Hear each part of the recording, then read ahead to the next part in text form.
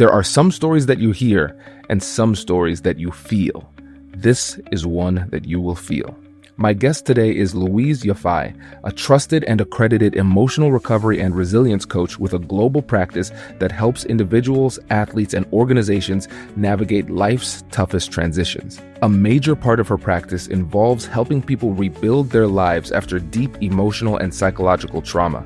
She also works with organizations to expose the hidden cost of personal struggle, how pain at home quietly affects what happens at work. In our conversation, Louize explains how a single shift in language can change recovery, why self-compassion is real strength, and how small actions can rebuild confidence layer by layer. Her honesty is raw, her insights are profound, and this conversation is one that will stay with you forever. And with that said, let's begin. Let's just start off by talking about the clients that you work with.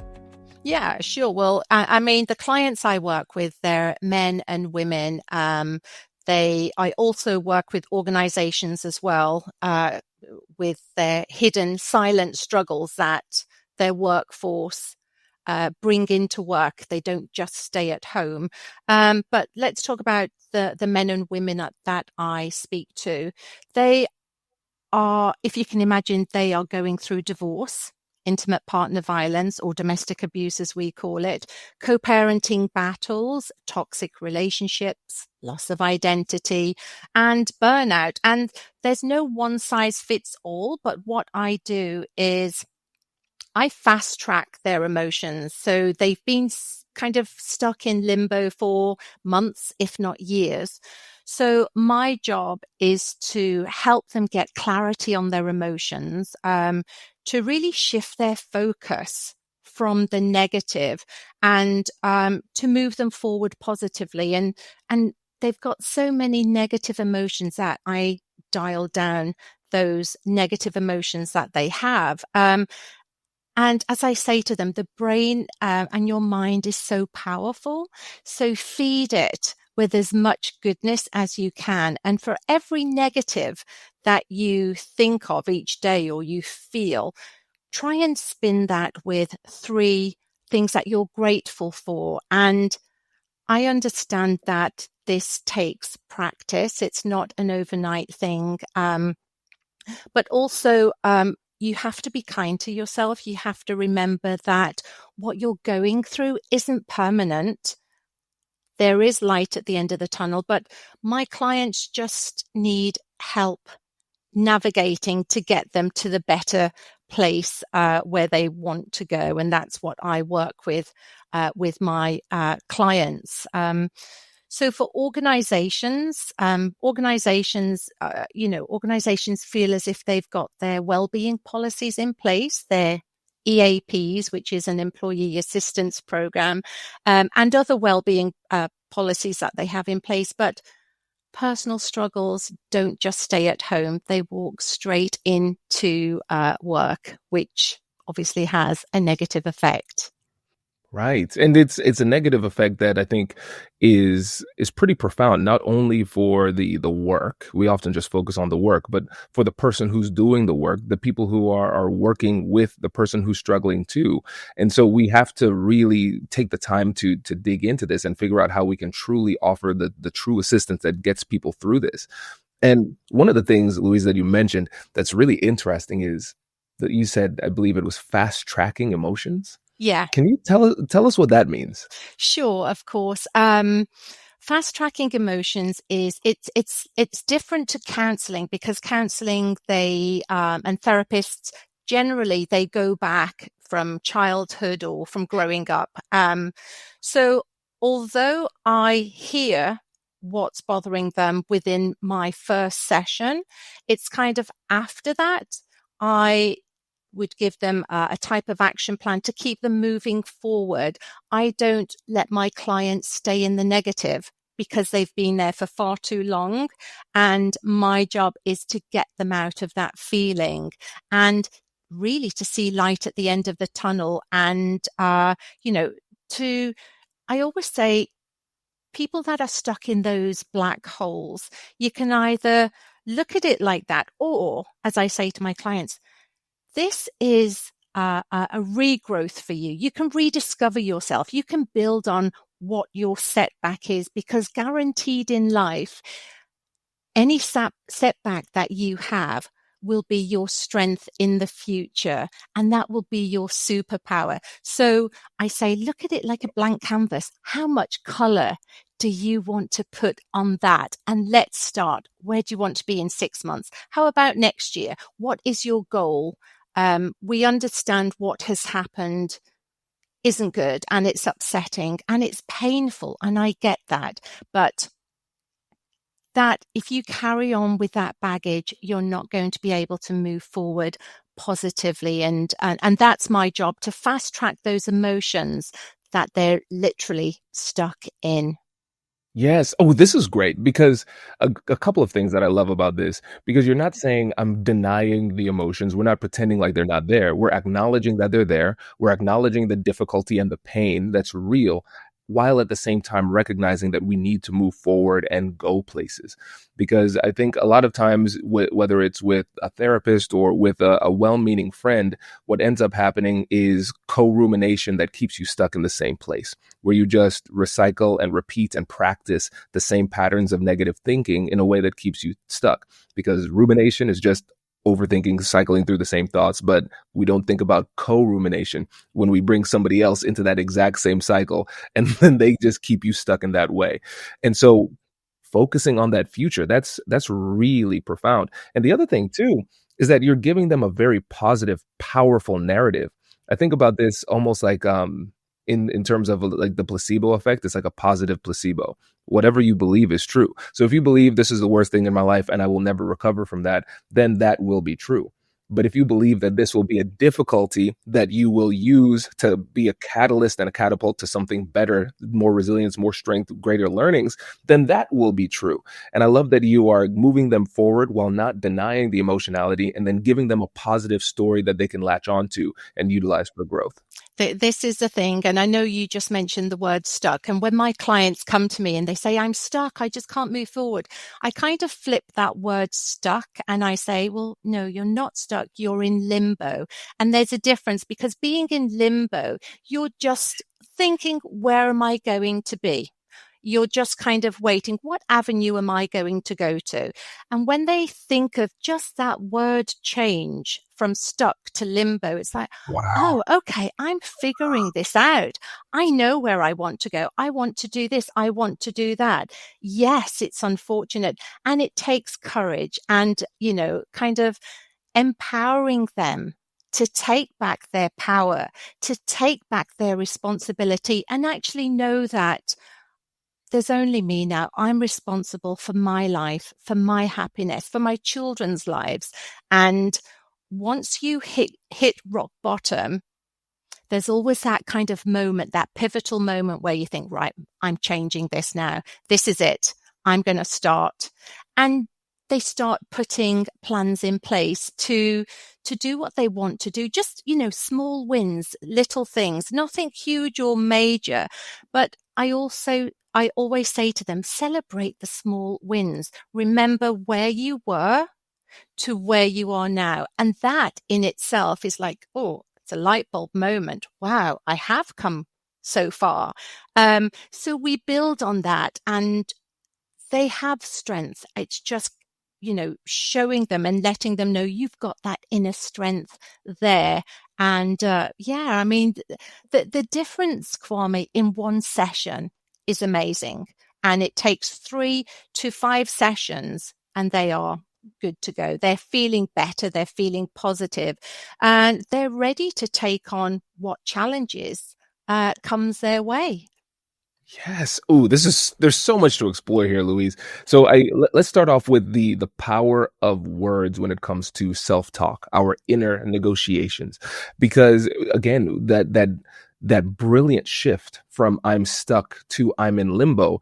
I mean, it has a very palpable feeling attached to it. When you're stuck, it's not just that you're in place and something's holding you back. And maybe this is just me, I think about it almost like quicksand. It's also gross. Like you're stuck in tar and it's just all over you. Just gross, right? And I think when you're in limbo, you are free to do whatever you want. You have now choices. Nothing is holding you back. And it makes me wonder, because this is incredibly powerful. Are there any other um examples of powerful word choice when it comes to our self-talk that you've seen with your clients that have helped to lead toward breakthrough? Um, a lot of my clients, when they come forward, they're just very negative. They've got so many limiting beliefs that I'm not going to be loved. I'm not going to be able to raise my children. I'm not going to, and it's always, I'm not able to, and no one will love me, and I've got no confidence, and their self-esteem is so low.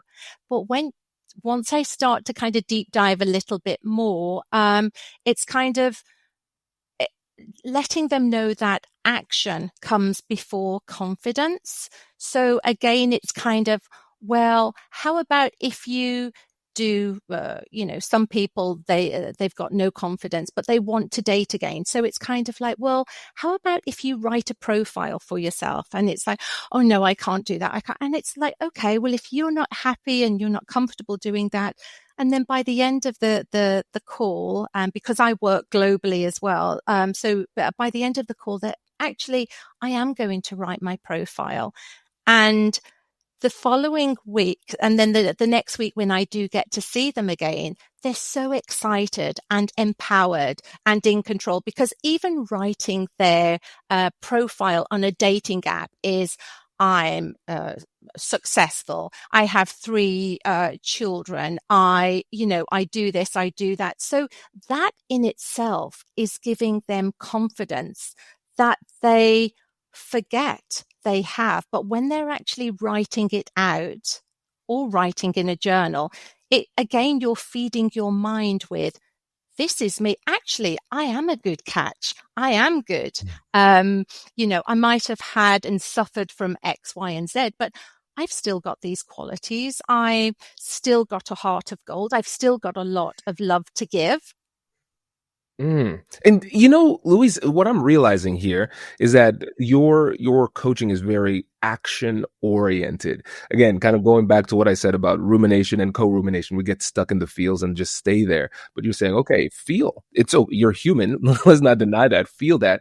And at the same time, let's take action. Are you willing to do this? This is almost like a negotiation with your clients. No, I can't do that. Okay, well, what are you willing to do? You're going to Yeah. leave here doing something, Yeah. right? And so you Yeah. figure out what that thing is, and then you start to build. But the thing that I love about this is that you're reminding people to celebrate the wins.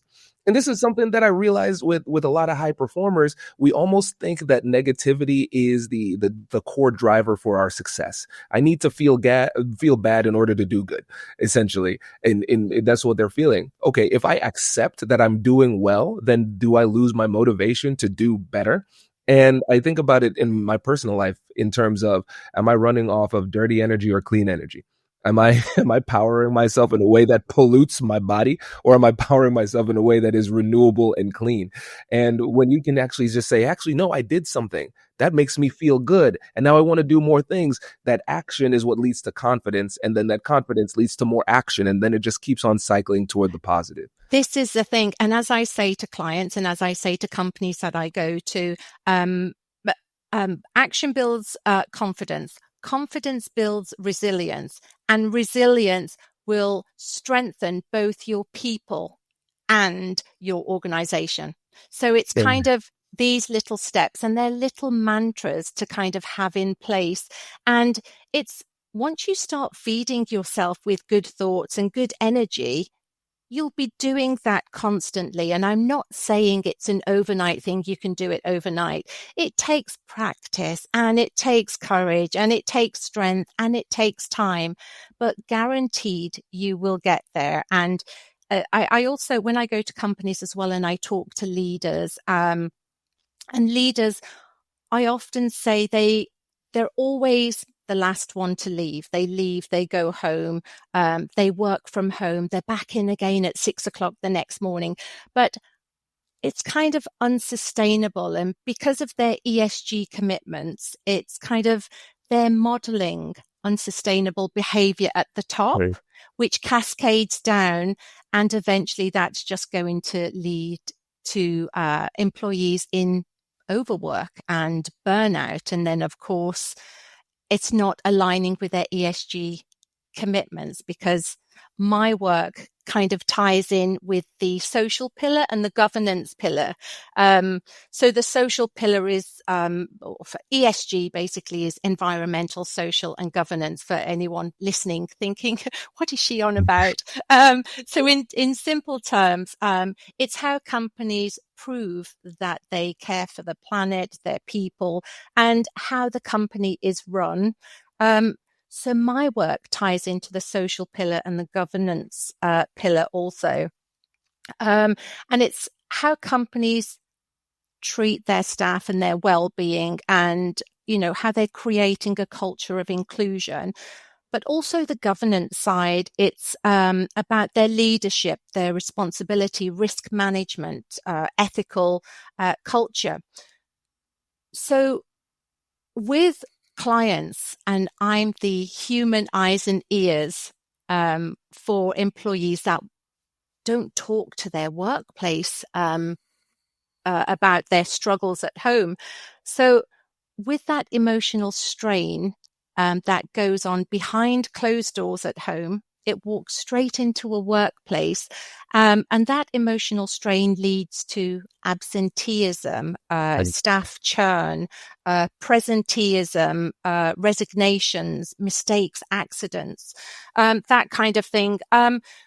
So my work with organizations, because I go and talk to organizations, and we restructure policies and surveys that they send out to their teams. And with the eyes and ears behind that, I hear all about the silent, hidden relationship struggles that your workforce don't take to you. So I guess I'm bridging the gap between policy, performance, and people, and it's to support the most overlooked but essential parts of ESG, which is the social and governance parts. It's deep. It's deep, Yeah, yeah, and we can recognize in our personal lives how important our relationships are. I mean, the quality of our life will depend significantly, almost predominantly, on the quality of our relationships. And if the quality of our relationships are diminished for whatever reason, then that's going to have an impact on our workplace. So no matter what you believe or want to believe about this, as cold and callous as you want to be in business, you have to recognize that the relationship quality of your employees is going to have a palpable impact on the success of the business.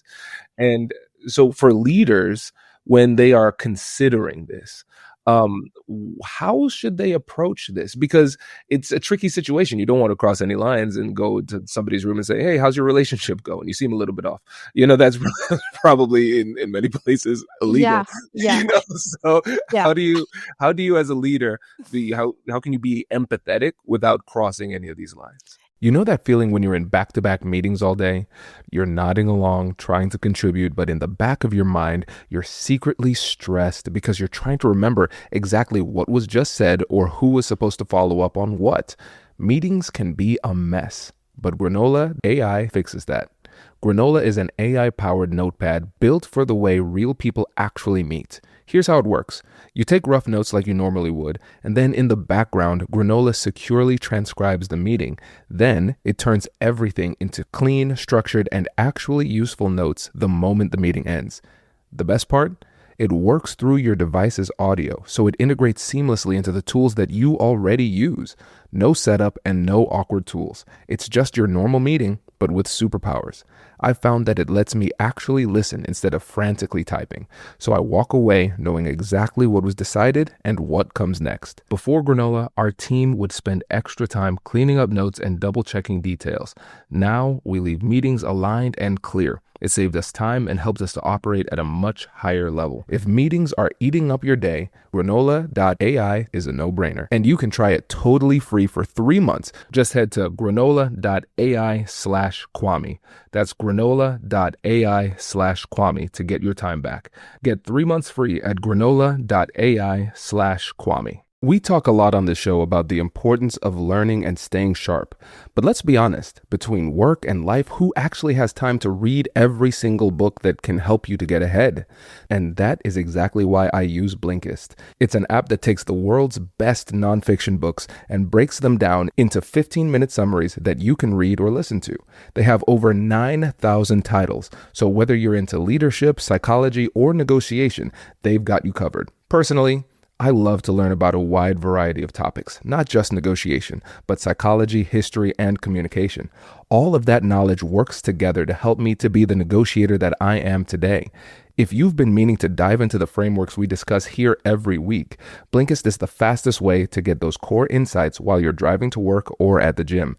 It turns your extra time into a real advantage, helping you to show up to every difficult conversation with more clarity and courage. If you want to start learning faster and showing up with more confidence, this is the tool for you. Go to Blinkist.com/Kwame to start your free trial. That's Blinkist.com/Kwame. Yeah.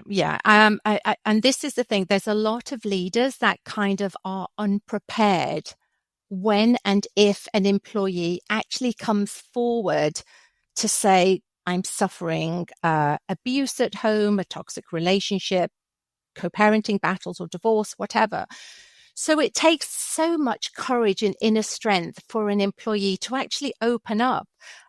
So depending on how their leader or their boss or HR deal with that person, whether they, how they signpost them, how they talk to them, how they follow up with them, will then depend whether that employee either goes back and continues to suffer in silence or feels lighter coming into work knowing her boss now knows, or his boss now knows, that they're suffering and the communication channels are open.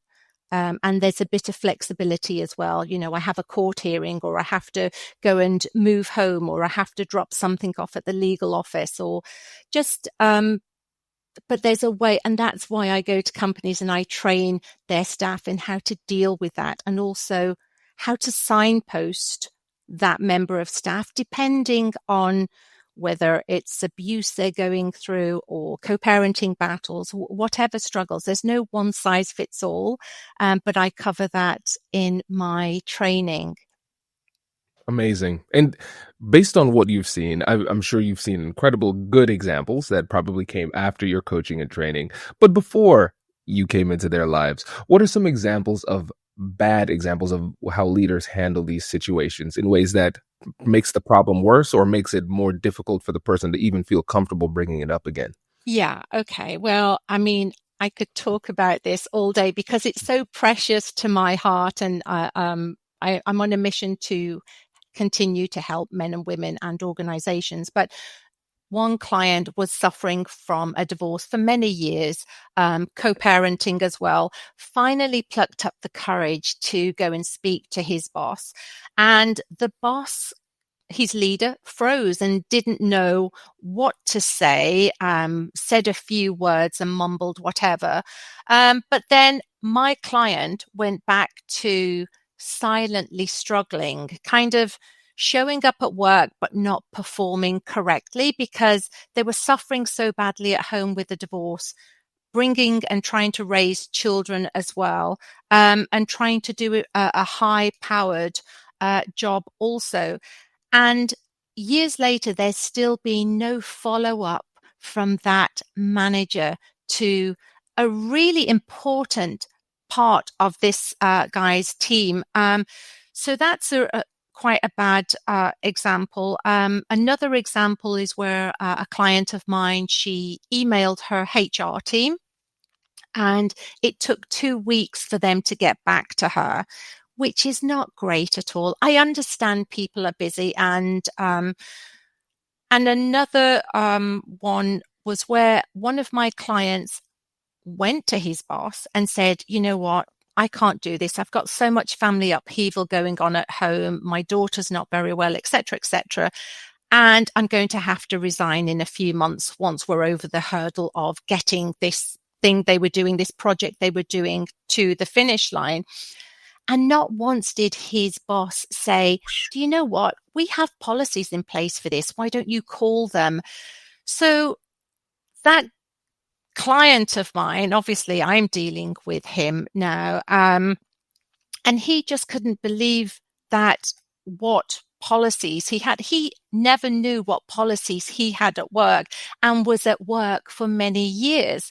And if I can just briefly talk about policies that work places have.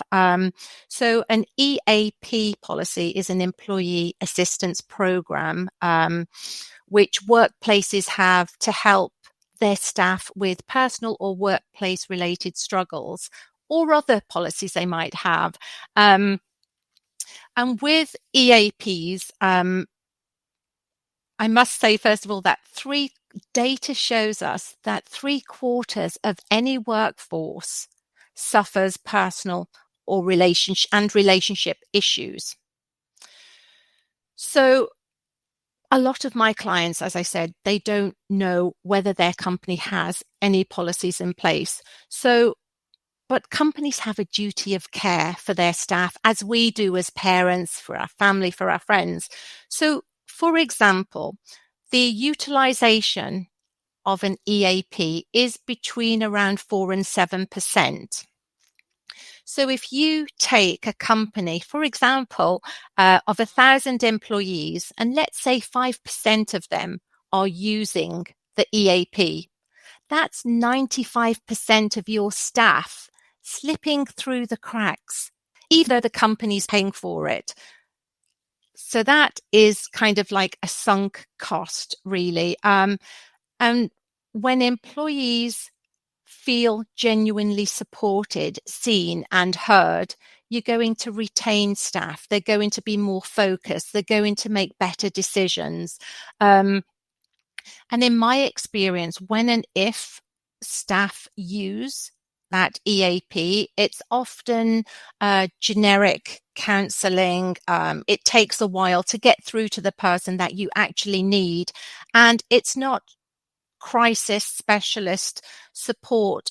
And I often say to the companies that I go to, and I say, look, if fewer than 1 in 20 employees are using your EAP policy, that is not support. That is just a tick box, because I know investors and the media, they're always scrutinizing, what companies are doing for their ESG commitments. And they're always wanting to do better and be better and stand out. And when they stand out and they have all these policies, they attract good executives. So I went to, all my work is completely discreet and confidential. And I went to a company once and I did my talk and I said, if you, and there were men and women in the audience, Kwame, and I said, if you were suffering at home from abuse from either your wife or your husband, you were going through a terrible acrimonious divorce, co-parenting battles, toxic relationships, intimate partner violence, I said, can you nod, put your hand up or blink your eyes if you would actually phone up your policy at work and let them know that you're suffering? And do you know what happened? The room fell silent, Kwame. And it was such a light bulb moment for them that once we obviously had refreshments afterwards, they couldn't believe it. And it's kind of after that, I had quite a few people call me professionally for their personal struggles. So it just goes to show that they were suffering. But also it's those light bulb moments that if you're not using your policy, how do you expect your teams or the rest of your employees to use it? This is the thing. And they don't, in my professional opinion and with my work that I do, they don't use it because they're embarrassed. They don't want HR to know. They don't want their managers to know they're weak. So very much kind of reasons, not one size fits all, basically. And there's just stigma about using a policy, a work policy. And that's where I go in and I restructure it and we change it. And that helps towards, and as I always say, a resignation prevented, absenteeism reduced. And, when you genuinely care for your staff, that's a direct return on investment for that company. Right. It makes a lot of sense. And it shows that a lot of companies have a lot of work to do when it comes to this, because it's not just about having the program, it's about destigmatizing it and encouraging people to use it, because it doesn't really do much if it's there, but it's not used. And for the person themselves who's going through these tough times, whatever it might happen to be, how do they balance internally when they're making the determination of when should I push through and when should I actually honor my feelings and slow down a little bit? Because I think making that determination, especially for people who are very driven, high performers who have a lot of responsibility, they carry a lot of personal guilt and shame about self-care sometimes. So how do you Yeah. balance that?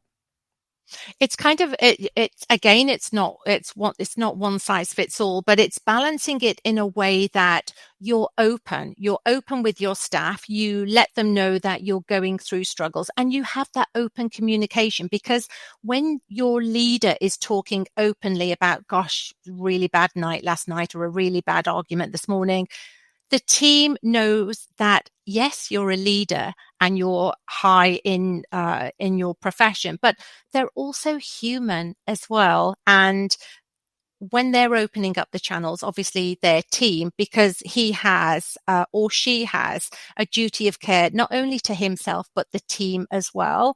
So even opening up that line of communication, then the staff, his team or her team will then open up as well. And it will become, and again, it comes down to aligning with ESG commitments, is taking care of your staff and letting them know that we understand personal issues are a workplace issue, are a business issue, and a bottom line issue. And we are here to support you. Mm, that makes sense. And for people who are listening to this as leaders and they say, we have a lot of work to do within our company, and now I want to be that advocate for these policies, for this shift, how should they go about having those conversations?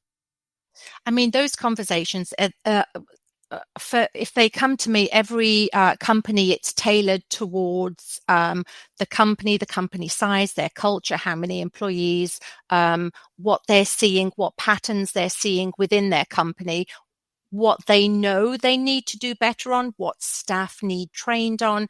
But again, it's actually admitting and acknowledging that there is more to do and that you're not fully connecting with your ESG commitments. And I'm not here to criticize anybody's policies.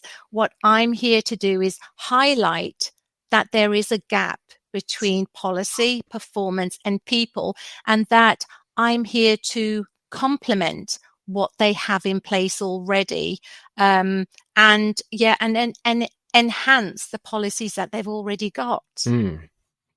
The Louise, this reminds me, I wanted to circle back to something that you mentioned earlier on in the episode, but I didn't dig into it. But I want to make sure that we touch on this.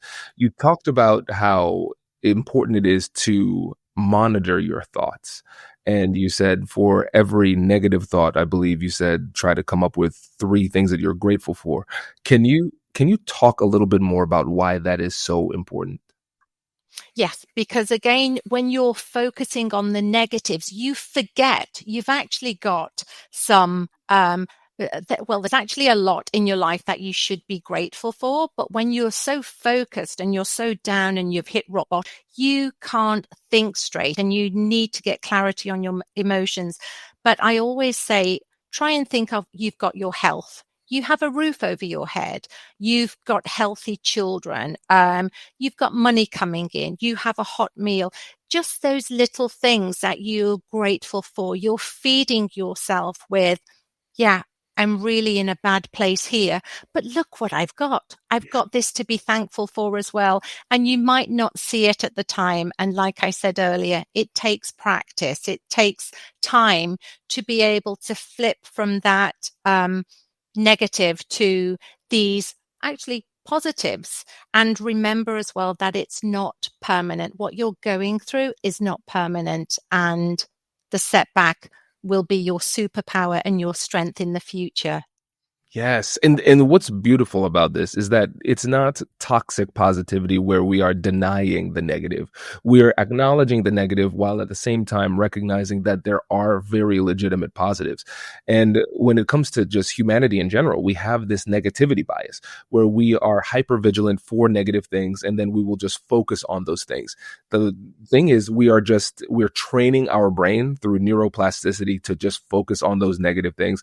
But now we are with intentionality reshaping our minds to start paying attention to those positive things as well. And so that brings more balance. So it's not about denying the reality of the negatives. It's also about recognizing that in focusing on the negatives, we have been denying the very legitimate positives that can Yeah. make us feel legitimately better. Absolutely. And we must remember as well that people have legitimate reasons why they are feeling so bitter and so angry. You know, they could have come out of a toxic relationship. They could have been in an abusive relationship. So they have every right to feel those emotions, but don't unpack and stay there. It's kind of Yeah. let's move you forward. We've all been there. It's late at night and you finally find that one product that you've been waiting for, but then you realize that your credit card is in the other room. That's when that iconic Shop Pay button becomes your best friend. It has all of your information saved, making checkout as simple as a tap of your screen.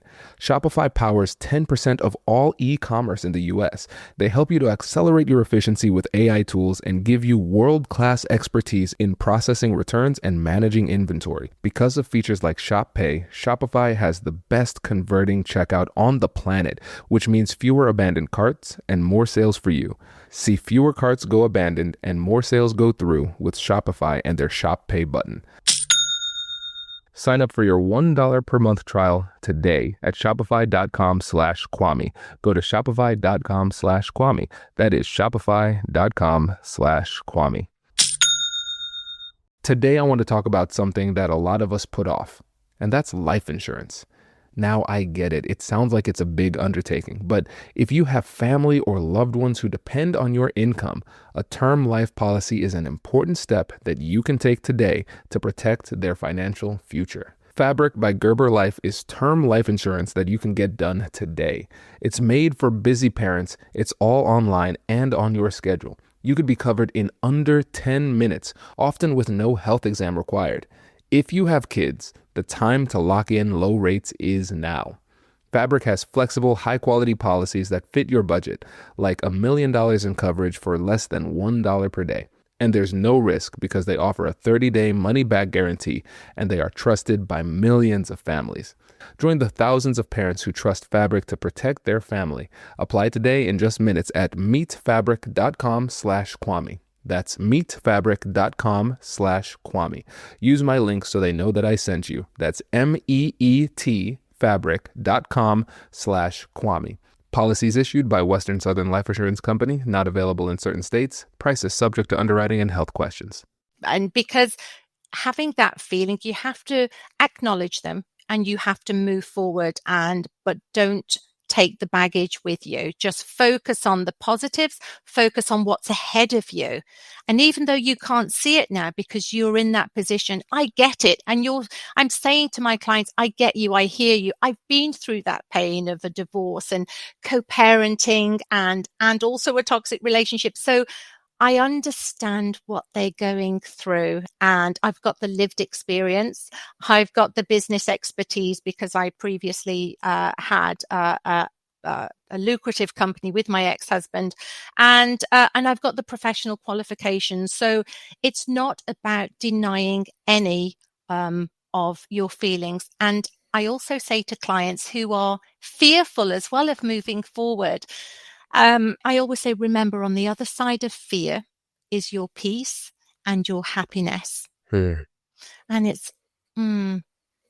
Okay, okay. And they like that thought, and that's what keeps them moving as well. It's peaceful. And if you've been in a toxic relationship and or a domestically violent or IPV relationship, peace is what you need. And when you get happiness and peace, that in itself is priceless. Yes, and I think a lot of times we underestimate the power of just peace, Yeah. and it's one of those things. It's kind of like oxygen. You don't recognize how important it is until it's gone, and then when it's gone, it's the only thing that matters. It's the only thing that you want, and driving toward that peace, but also having that belief inside of you that there is peace on the other side of these feelings. I think that's necessary, because if you don't have that belief, then you're going to be filled with these self-limiting beliefs. And then that's going to steer your decision making into validating that negative story, where you're going to only see the negatives. You're going to steer toward them in all of these different types of ways. So we can see how all of this comes together. It's the self-belief, it's recognizing positives, and then also just believing that there's something better on the other side. Yeah, absolutely. And that's where, with my coaching, it's action led. Like you said, it's fast tracking their emotions. It's seeing what's ahead of them. And it's celebrating the small wins. And remember to pat yourself on the back. If you're on your own and you're raising children, for example, you forget to give yourself a pat on the back. You got your children out at school, you pick them up, their homework is done, they're washed, they're in bed. You're always on the go constantly, but sit back and think, where have I come from? What did I go through to where I am now? And look forward as to where else do I want to go and where else do I want to be? And I think self-compassion as well.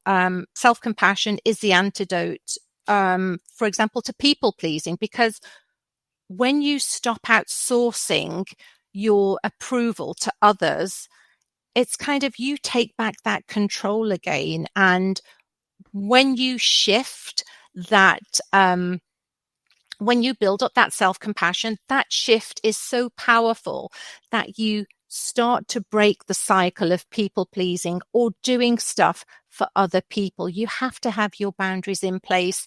And for every no that drains you is a much louder yes to yourself. And there has to come a time where you recognize, hold on a second, my needs matter here. And if you don't, you're going to end up resenting that person, and then you'll end up being burnt out if you're in the workplace as well. So taking control of yourself and taking responsibility is just a huge, powerful and empowering moment.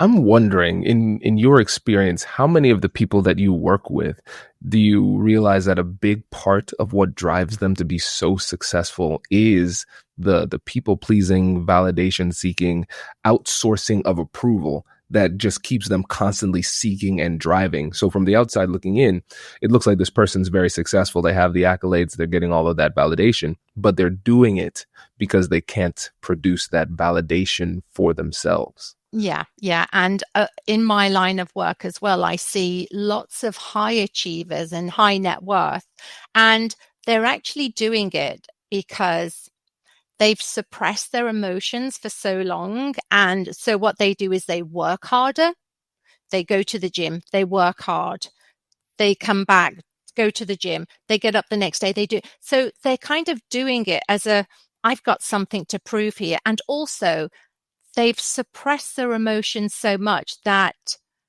it comes out and it will hit them like a freight train. And a lot of men and women, actually, they work so hard and they've got a point to prove. And it's, I'm divorced or my partner has left me. And it's like, what do I do now? Oh, okay, let me work. And once they start working and getting the accolades, as you said, and they're starting to do better at work, and they're actually making mistakes. They're actually not focused. So when I talk to them, they're getting these accolades and they think, I'm not even sure how I got that because I didn't meet that deadline. I wasn't really focused. I made that wrong decision. I should have actually have done something. Before we wrap up, I want to make sure that we give proper focus on the domestic violence statistics because they're pretty significant, and I think that'll help a lot of leaders to recognize just how challenging this can be for so many people.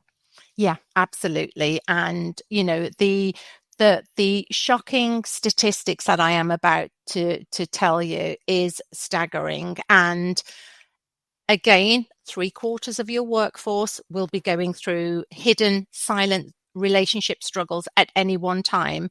Um, and you won't believe it, but 6 women every hour globally die at the hands of a male family member or an ex or current partner.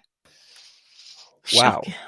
Hmm. Wow. Yeah. I don't know what I was expecting, but it certainly wasn't that. Yeah. You Yeah. know, geez. It's unbelievable and it's so concerning. And not only that, 8.3 billion is lost every year due to absenteeism and productivity in the workplace.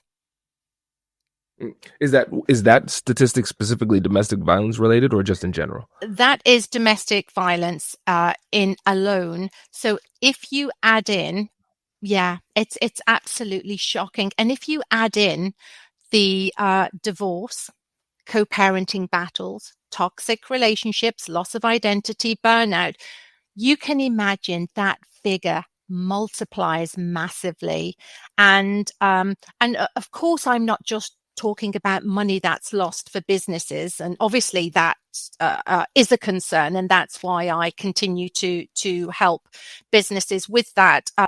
But also, that's lives that are at risk as well. We're talking about money here, but we're also talking about lives, and that could be a family member, a friend, a colleague. That could be somebody suffering in silence, and you don't know about it.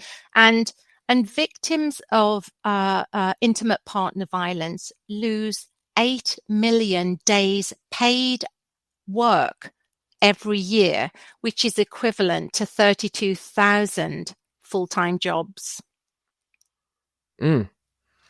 Yeah, and it's so these numbers are staggering, Louise. It's shocking, and I'm thinking it's so important for us to proliferate this message, to send this out so people could recognize just how significant it is. And it might seem at times callous to talk about it in terms of money, but the reality is sometimes, depending on who it is that you're talking about or talking to, that's really the thing that makes them realize that they need to do something. It's sad but true. And for the person who's listening, who's a leader, who's recognizing this and wants to do something about it, we have to recognize that reality that yes, this is simply the right thing to do, but sometimes that is not enough to be persuasive to the person you're talking to. So when you can bring in this data, you can bring in the statistics and tie it very clearly to the bottom line, even though you personally may not feel like you should have to recognize that might be what you need to do to be the catalyst for the change that you want to see in your workplace. Yeah, absolutely. And as I said, I am the human eyes and ears behind their policies and their well-being policies. And I represent the voices that they rarely hear, but they can't afford to ignore. And also as well, companies want and need solutions that connect their performance, their retention, and also their ESG reporting. And that's where I come in to help those companies too. And it's the figures continue to rise as well. And when you've got somebody off sick or absent for days or weeks or months, and that's just not time off, that's actually a financial liability. And there was another shocking data that I read that, according to a report, between 2001 and 2012, more women in the US were killed by a partner using a gun than US troops in Iraq and Afghanistan combined. Mm. So can you imagine not just intimate partner violence. Can you imagine those people suffering at home and coming into work as well and thinking, this is my safe place here, but being there, but unable to perform how they should, and then having to either go back home to that toxic environment, or it's just, I feel we have to do more. We have to listen. We have to try and do better. And as I said, I'm not here to criticize anybody's policies. I'm just here to highlight the gap and also the need, and to enhance what they've got. And I hear stories day in, day out, and it's what your workforce aren't taking to a hotline, basically. So that's where I come in. And if anybody that is suffering in intimate partner violence or domestic abuse, please know that it is not your fault, that there is help out there. So please don't suffer in silence either. If you don't want to get in touch with me, get in touch with your local police, your local charity, trusted family member, friend, work colleague, but please don't suffer alone. There's many people going through it, and it's a problem shared is a problem half solved. Right. It's kind of, to reach out, don't suffer in silence. There's always somebody there that can help you. Yes, it's so important. It's so important. And I'm recognizing too, you are you're the perfect person to speak out on this, because you work with clients who are going through it, but you also work with organizations too. And the thing that's really interesting is that usually people feel forced to go one way or the other. They are either doing the corporate consulting exclusively, or they're doing the coaching exclusively. But the fact that you do both exceptionally well makes you the perfect person to talk about how to solve this challenge in a holistic type of way. Yeah, thank you, Kwame. Absolutely. And because I hear it, I mean, I suffered going through my own divorce. I suffered extreme financial and post-separation abuse. So I get it. So I've got the lived experience. I've got the business insight. I talk to companies all the time as well. So I know what is lacking, and I know what needs changed once we start to speak. But no, you have to be there. When somebody comes to you, you have to know how to handle it and be prepared for when and if they come to you. Yeah, and before we wrap, there's one other Mhm. thing too. When somebody does come to you with something like Yeah. this, I think either people freeze. You gave the example of people Yes. freezing, but what are some of the well-meaning mistakes that people can make, where their heart is in the right place, but the action or the words go in the wrong direction and actually make things Yeah, worse? yeah, absolutely. And, it's not that they don't care when staff goes to a leader, a manager, a HR director, or whatever. It's not that they don't care. It's just that they're unprepared. And for the words, for example, as I just said, if somebody is being abused at home, man or woman, because abuse doesn't discriminate, it can have men and women. But if you've got someone coming to you, the first thing I always say is to when I train companies is, it's not your fault. I see you, I hear you, and I will support you. It's having that compassion, that to let them know that thank you for sharing that. It must have taken so much for you to come here. I've got your back. What do you need? What do you want me to do? How can I help you? What should we do? How can we support you? And just give them that room to speak, and also that room to say, actually, if I could have a morning off next week, that would be really great for me. Just those little things like that. That's powerful. That's powerful. And I think the thing that's most encouraging about that is that it's not some kind of complex Yeah. procedure. It's something that is very Yeah. doable. When I go and I train companies, I always ensure that wherever they are in the world, that they have a list of where to signpost that person, man or woman, to signpost them to the local police station, to the local domestic abuse charity, or their local hospital, or whatever charitable organization is there, or a trusted family member, but also in companies. I always say to them, you need a trusted specialist where they can come to and not have to go through HR or their manager. It's kind of discreet and confidential, and it kind of sidetracks so they're not embarrassed. And when companies have that in place, their employees engage more because they know that the person, the specialist support that they have, has gone through what they're going through, that knows the pain that they're going through, that has the tools and techniques to move them forward positively. So there's a lot to be said for having that kind of part that's kind of separate from the workplace. And then the workplace will always have an anonymized report as to divorce or co-parenting battles or Mm. domestic abuse. Then they'll know what their staff are going through. And then again, we can address that and let's put this in place. Let's put that in place. That's brilliant, because now you actually have some real data and numbers Yeah. to guide the decision making. Yeah, because I know EAPs at the moment, it's not like a line item. So companies don't know. And I mean, as I said, utilization is low anyway at 5%, but companies don't know what their staff are actually calling an EAP for. So there's no track. There's no, well, we can't sort that because we don't actually know what they're dealing with. And as I said, it's only 5% using it. So if 5% are using it, you're not really genuinely taking care of your staff. Right. This is great. Louise, I could talk to you about this forever, but I want to make sure that we bring Simone in, because he's been listening, and I know he has at least one question, maybe more. Simone, what's coming to mind for you?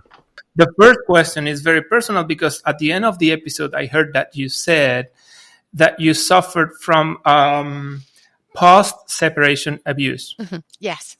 So you're part of the statistics too. But behind every statistics, every number is a person, is a story, is life. So how was it for you, and how did you overcome it? For me, how did I overcome it? Again, I was bearing in mind that I kind of had everything. We designed and built our home. We had fabulous holidays. We had luxury cars. We had a comfortable lifestyle. But when we separated, I was a 50% shareholder and a company secretary, and my ex-husband, he was a 50% shareholder and a director. He reduced my salary. He stopped my perks. He stopped me from using the luxury cars. He gave me the old car. So I was in the cycle of financial abuse. Even though I was a shareholder, I couldn't access money that belonged to me. So when I moved out the family home, because my solicitor said, for your safety, I would prefer you to move out. So I did. So I had to go to the government to get state benefits. And this was me. I was in my 40s at this stage. I'd been married for 16 years and, as you know, 3 children. So I was completely humiliated. So I went and had to rely on state benefits to top up my reduced salary. And I remember well before COVID, I was...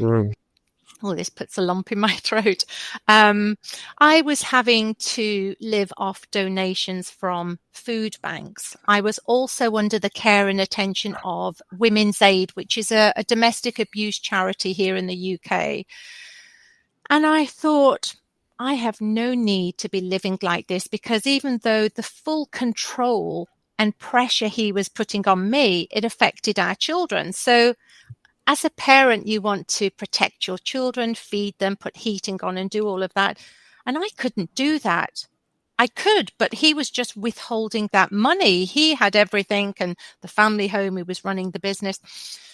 So I thought, right, okay, I just literally couldn't sleep, and I suffered physically, mentally, went to the doctors. And a pivotal moment for me, Simone, was I put my daughter to bed one night, and I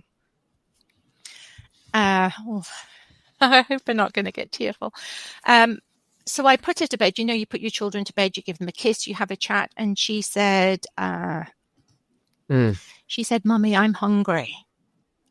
And I thought, oh gosh. So she was crying, I was crying, and that for me was my rock bottom, and that for me was my pivotal moment. And I thought, right, I have to fight for this, because if I don't fight, I'm going to suffer and I'm going to end up with nothing, and I will always be this way. So obviously I then fought for what was legally mine. It wasn't as if I was asking for anything different. We had a 16-year marriage. We had a lucrative business that still continues to thrive. So because I had no money, I had to litigate in the employment courts myself. I won my case, but still it's bittersweet. I litigated in the family court as well. And even though I felt very proud of myself, and he was there with his legal team, I thought, not even half an hour later, I thought, why am I having to fight this? I don't need to. And there was about 18 months, and I literally had, I had no money, no salary, no spousal maintenance, and no child support. So I then literally had to live from the benefits, and it was hand to mouth. It was destitute. And I thought, I will never, ever be in this position again. I will never have a man control that of me again. So that was my moment, Simone. And I kind of thought, you know what? And again, going back to your thoughts in your head, I thought, he's taken everything, he's done this, he's done that. But I also thought, we don't have money, but we have lots of love, lots of laughter. And as I also say to my clients as well, you've got a heart of gold. You have a lot of love to still give. So no matter how much somebody tries to strip you of that, remember, you've got those qualities about you, and never forget that. So that was the point. And that's kind of why I then turned my pain into power and progress and positivity. And now I help men and women and organizations through these silent struggles that go on day in, day out. And that's my mission, to continue doing what I love. And this is the thing, it was a huge setback for me, because I'd never not had money in my life, because I'd worked since I was 13. So having no money, it can ruin you. But it spurred me on after that pivotal moment with my daughter hungry. It spurred me on, and now I have a great business. I help people. And yeah, the setback is my superpower. Wow. Thank you. Yeah. Thank you so much for sharing this. This is You're welcome. it's so powerful, and the thing is, you really are the exemplar for what you help your clients achieve. And going back to that night where you said, I'll never find myself in this position again, you went far beyond that goal, where now you are self-sufficient, you're powerful, you're standing in your own strength, but now you've gone far beyond it, and you're helping all of these people all over the world to do the same thing. And it's incredible. Now this gives a brand new context to everything else that you said. You really believe this because you have lived it. Yes. Yeah, absolutely. 100%. And I know the pain that they go through, and the tears, and the not eating, not sleeping, the worry, the concern, just not being able to function. And I get it. And the amount of times that I was on the phone to my friends morning, noon, and night crying, we would be out for a walk. They would take me out for coffee or lunch. And then something would trigger me, and I would cry. And, and I'm so thankful and eternally grateful to those friends who are still in my life now, that got me through such a difficult time. And that's years ago now. But, with all of that said, I've accepted what's happened, and I'm happy for my ex-husband, and he's remarried and had children, and I'm happy for him. There's no bitterness there anymore. I've accepted it and I've moved on. And that's where I also help my clients is don't take that bitterness with you into the future. Hold on a second. Every time I try to end this episode, you say something brilliant, because I think that a lot of times the people let the bitterness turn them into, a lesser version of Batman, where they're just fueled by vengeance to do something, right? And it's in a lot of times you hold on to that resentment and that bitterness because you almost feel obligated to. So why is it so important to let that go? Oh gosh. Well, I always think, especially if you have children together, at some point in time, you're going to have engagement parties, christenings, weddings.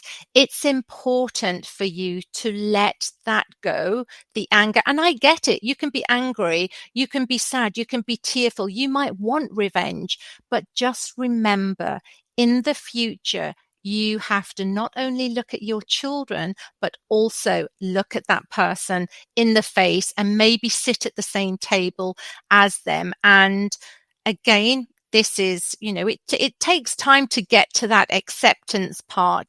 But I always say to my clients, think, don't act in haste. Because you will, in the future, you might not think it now because your children are small, but in the future, your children will know that you did this or did that. So, You're playing chess out here. That makes sense. That makes sense. And honestly, I think that that answer is a lot more palatable and than the moralized answer. It is the right thing to do to let go. If people have different belief systems or no belief system at all, they're like, it doesn't feel right. So it doesn't feel right. Yeah. But right now you've laid out exactly why it is strategically beneficial to you to let go of it. And I can definitely respect that. It makes so much sense.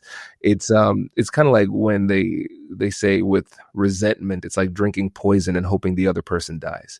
You're just making yourself feel bad. And really, it doesn't necessarily need to be forgiveness in the sense of we are saying it is okay what you did or something to that effect. It's letting go.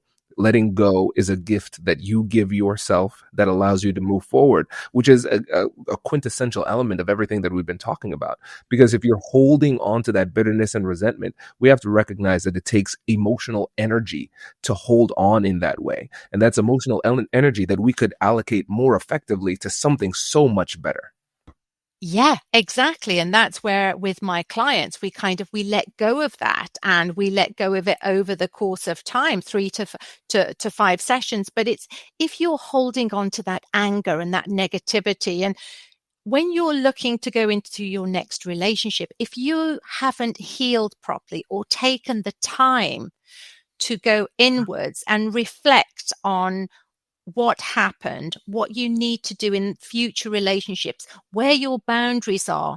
Do you have the courage to speak up in future and ensure that nobody oversteps your boundaries? It's all about building up to and getting your resilience in check as well, because confidence comes after action, and you have to know deep down that you're ready for the next relationship, but that you've healed and you've got over the past. Otherwise, you're just taking that baggage into the next relationship. Right. And all of those insecurities and everything that happened then will happen now. So it's important to grieve, but also to grow as well at the same time. So good. Simone, okay, you're asking brilliant questions now. Ask the second one. We need to know that. I want to hear that one too. I had a friend that went through that moment. Oh, sorry. But I didn't know how to support, because we are not professionals, and we can't just say, okay, go to a professional. We need to have some words. And when we support, we don't know if we're triggering even more, or maybe let's say, for instance, she said in her workplace, she said, I need 1 month off. And the boss said, yeah, that's fine. But how do we know if that's fine? Because maybe she needs to work. Maybe she needs to be with her teammates. Yeah. And if she's alone at home, or maybe talking to a friend about that relationship, that's even worse. So what's the best way to support? Okay, well, thank you. That's a great question. And firstly, you're right. When they're at home, and the more they talk about what's bothering them, whether it's an intimate partner violence or domestic abuse or toxic relationship or whatever, the more they talk about it, they're keeping that story alive. So if you were with your friend and, you basically just say to her, what do you need from me? And you open the floor for her to then say, actually, I'd like you to check in on me. I'd like to go for coffee every day at, say, 10 o'clock. How can I help you? I understand that you're suffering and I'm sorry for that, but I am here and I want you to call me morning, noon and night. Just know that I am here for you. And if you could have said to her, if I call you too much or if I message you too much, please let me know and let's keep this open. And that you will lead by what she allows, basically. But also, if it's domestic abuse, again, always tell them it is not your fault. Because in domestic abuse, intimate partner violence situations, you will always find that the perpetrator, whether that be a man or woman, they will always gaslight that person into believing they're the crazy one. So it's kind of letting them know that I hear you, I support you, what can I do? But if you are out with your friend, let her talk about it. But if you're out with her again, do not bring up the negativity, because the more she keeps talking about it, the more she's annoying herself. She's getting angry. So she's not getting over it. So try and change the subject, but let her know that you're not doing it because you don't want to hear. You just let her know that you've heard it, but you're there to help her now to get through the other side. Oh, that's so good. So good. Louize, yeah. And I also, as well, with that, also have a good support network around you or your friend, whether that be friends, family, a gym buddy, a coach, whether you're going through a divorce, a good divorce lawyer, good financial consultant, whoever, have that support mechanism in place for people. Because when they're supported, they'll get through it. They know that everybody is in their corner. Wow. Just dropping gems. Like that's sometimes people speak in gems. You just breathe in them. Like, this is just how I exhale. Thank you. That's really good. Thank you. Yes. Thank you so much. That means a lot. Yes. And so before you go, let listeners know how best to connect with you and work with you. Of course. Well, they can connect with me via LinkedIn. I'm on Louize Coaching, and that's Louize with a Z, Louize Coaching.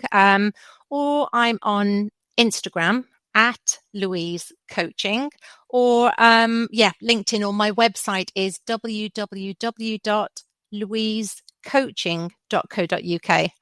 And please feel free to reach out. And if you don't want to reach out to me and you are suffering, please speak to a trusted family member, a friend, a colleague, your local police, or whatever charity in your area. Please don't suffer alone. That's what I would like to say to listeners who are listening in. Yeah. Louize, this was amazing. Thank you so much for joining us. Really appreciate it. Thank you. And I appreciate you having me on your show. Thank you so much, Kwame and Simone as well. Thank you. Great. Thank you. If you've made it to the end of this episode, you're now part of our negotiation community. Every conversation, every deal, every tough negotiation shapes the world that we live in. And the more we grow together, the stronger our community becomes. If this episode gave you something valuable, don't let it stop with you. Share it with someone who needs it, a friend, a coworker, or anyone looking to take more control of their conversations, their careers, and their lives. Every time we bring somebody new into this space, we make negotiation a tool for real change.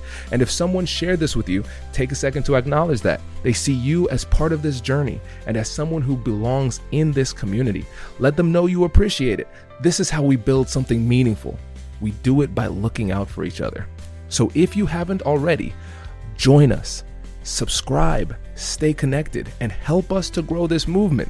Because when we become better negotiators, we create better outcomes for ourselves and for others. Hit subscribe and share this with someone, and let's keep building together. I'll catch you in the next one.